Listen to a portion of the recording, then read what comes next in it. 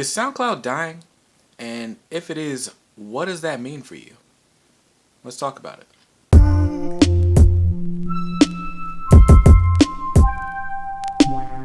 What's up, guys? It's Brandon. This is the KDMR Music Channel.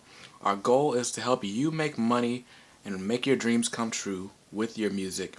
So here we give you practical tips, strategy, advice, and we dissect stories in the music business in videos just like this one. So if you're interested in that, please consider subscribing to the channel. So recently in the news, there's been a lot of chatter about SoundCloud. Supposedly, they only have 50 days of funding left and they're going to have to shut their doors. Maybe the streaming service is just going to come down completely. What happens to us or to you as an artist with a vested interest in the success of SoundCloud? Are there alternatives? Are there other places where you should be streaming your music? Let's talk about it. Why would SoundCloud be shutting down? So SoundCloud, like a lot of other companies, is a tech startup. Just like Uber and Lyft or Airbnb at one point, SoundCloud was pretty much supposed to be the first really viable social media site centered around music. When it first started, you could share playlists and you could comment and engage with fans and artists, and it was just really great because you could upload DJ mixes and all these different things, and you still can. A lot of that functionality still remains in the app. Something that SoundCloud never really got down was its monetization strategy. Up until very recently, SoundCloud did not have ads on the service. SoundCloud wasn't charging for subscriptions. It was really I was like, how is this company making money? So as a startup, you get a bunch of rounds of investments, seed funding, and what those investors want to see after a while is, where's the profits? Now, SoundCloud's not alone in not making profits. Spotify isn't profitable. Tidal isn't profitable. Pandora isn't profitable.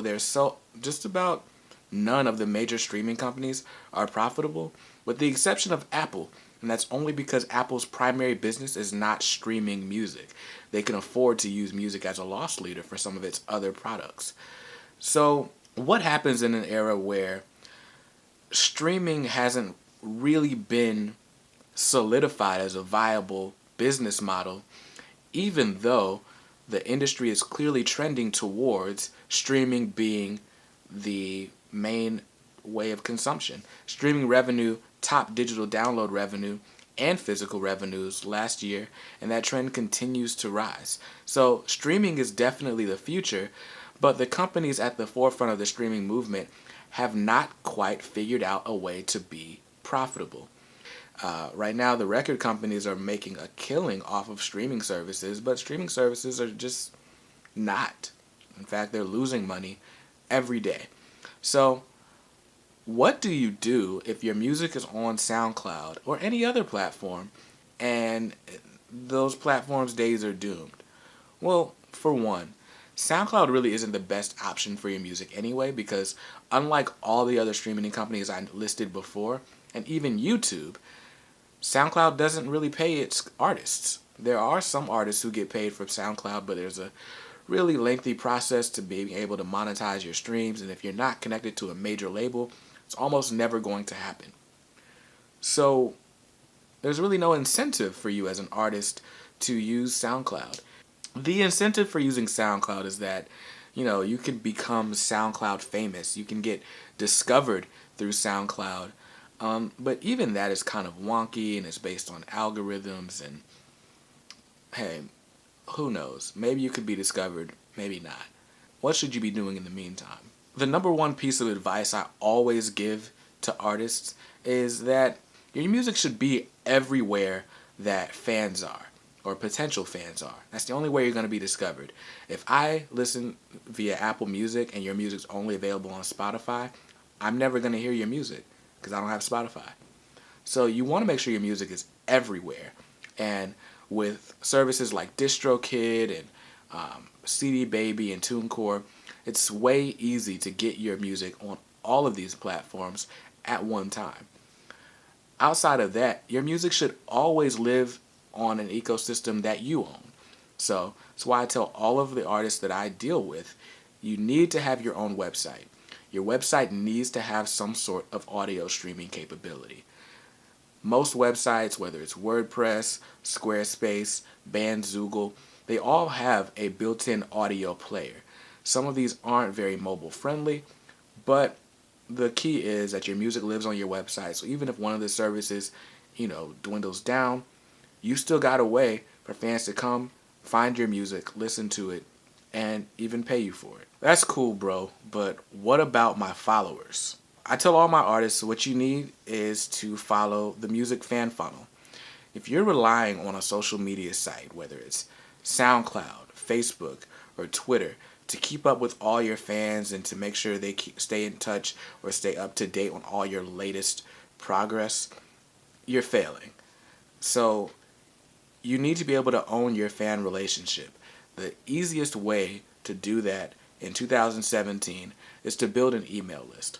Now, I've talked about email lists in videos before, and I'll link to those below. But you need an email list. You need to be able to talk to your fans whenever you want, regardless of what platform they're on.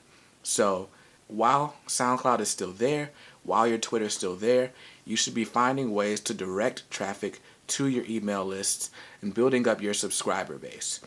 The best way to do that is to offer some sort of exclusive content, whether that's a free song, whether that's backstage passes to your next show, or behind the scenes video of you making a song.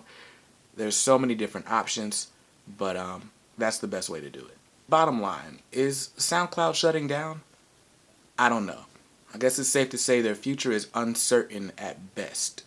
But here's what I do know.